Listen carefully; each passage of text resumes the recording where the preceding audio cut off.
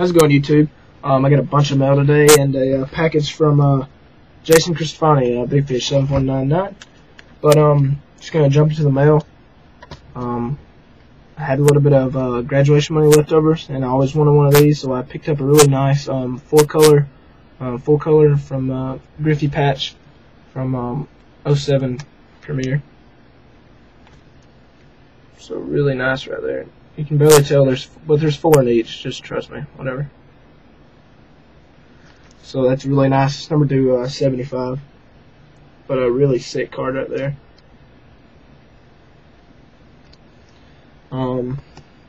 Then for some reason, after I went to the Baseball Hall of Fame, it just sparked my interest into just old vintage cards, because they had an absolute ton there.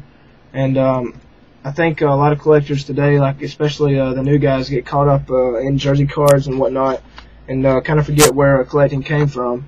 So, and me myself too. But I'm gonna start picking up a lot of more vintage stuff. A lot of more. Look at that. A lot more vintage stuff. You know, I think they're really awesome. But my first one, I'm pretty sure this is real. I mean, if it's not, I paid $2 on it, so whatever. But I'm gonna try to get it graded. I'm gonna get it graded. If it's not real, then whatever. But it's supposedly from a 1934 Goudey Jimmy Fox. So, but it's not in good condition at all. But just picked that up.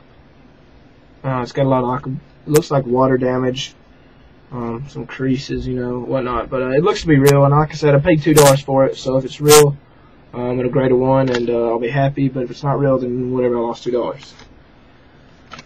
These next 2 cards I picked up are just some old vintage stuff from T-206. These are my first 4 cards I've got from T-206. 2 of them are ungraded. These 2 are alright. This guy's name is Kid Elberton. He played for the Washington Senators. And it's the fielding version. A lot of these cards have like different variations, like portrait, fielding. If you want to check out this website, it's T-206.org. It has galleries, lists all their backs, like a current way to value the cards, PSA, and this one's a sweet Caprol back. I mean, you can't really tell how beautiful these cards are unless you have a few in person. But Kid Elberton, and my uncle always talked about this guy, Hal Chase. He was nicknamed Prince Hal. Another thing I noticed is people today don't have good nicknames like they did back then. But just a little story behind this guy. Hal Chase was considered the best first baseman ever by people such as Babe Ruth and Walter Johnson. He had a lifetime, I'm just looking at my other computer over here, he had a lifetime batting average of 291, but he did hit 57 home runs. He had 941 RBIs and 363 stolen bases. So yeah, I mean, that's pretty good back then. 57 homers. He died in 1947. He was born in 1883. But yeah, he's pretty good. I think I got this for like $15. It's Hal Chase Thrilling. And it's also a sweet Caprol back. So I got a Kid Elberton and Hal Chase right there. These next 2 are absolutely really insane. I love the next 2. They're both Hall of Famers. The first one is Sam Crawford. This is my first actual graded card from PSA. It's a T-206 Polar Bear Sam Crawford with bat. And it is a 1, but whatever. I mean, I guess whoever had it back in the day drilled a hole in the top of it and stamped it down in a little book for him. But it's Sam Crawford with the bat, and he's a Hall of Famer. He had a ton of stolen bases and such. Let me look that up real fast.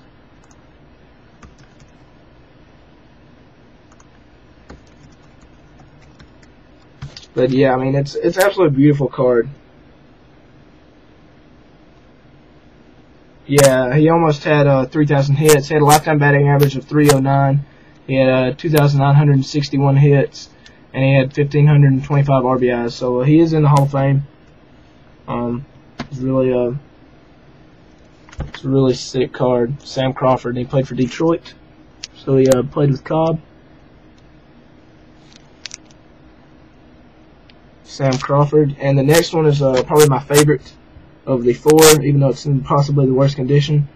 It's also graded a 1. T-206. Actually, there's the back on the Crawford. It's the polar bear. So if you're ever wondering where the T-206 names came from or whatever, it's just the different tobacco companies, I guess. This one says polar bear is now, always has been, always will be the best scrap tobacco. So that's pretty cool. And Addy Joss pitching is my favorite one I got.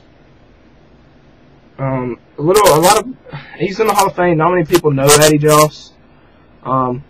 Just a little story behind him. Sorry if I'm rambling on here, but Addy Joss, he pitched to like the local team. Then I think he played for the Cleveland Spiders or something like that. His first game, he pitched a one-hitter. So then he was hurt. He had he didn't have Tommy John surgery. He would have had it today, but he rehabbed it, came back, and something about his first before the game, he passed out and died when he was like 31. He was actually 31 years old when he died. So he didn't get started till really late, but I think he threw 2 no-hitters and 1 perfect game. But he is in the Hall of Fame, and he's one of the 100 greatest players of all time. He had a win-loss record of 160-97 with a 1.89 ERA and 920 strikeouts. But the interesting thing about Addy Joss, after he died, they had a memorial game for him. The players had like an exhibition game to raise money for his family because, I mean, I don't think he had any retirement funds set up back then. But they ended up raising around $30,000. And if you don't know anything about that, about money and stuff back then, in 1911, $30,000 was an absolute ton of money. I think in 31, Babe Ruth made around $3,000. So you can imagine $30 grand. That's how much they made in the exhibition charity game for Addy Joss's family. But yeah, there's the 2 graded ones, Sam Crawford and Addy Joss. And they are both the polar bear backs. So I'm going to start picking up a lot more of these T-206s. It's not like I'm going to ever finish the set or anything, but just a little something cool. I like them. So yeah. And my last package is from Jason Big Fish. So let me get my scissors. Let's see what I get here.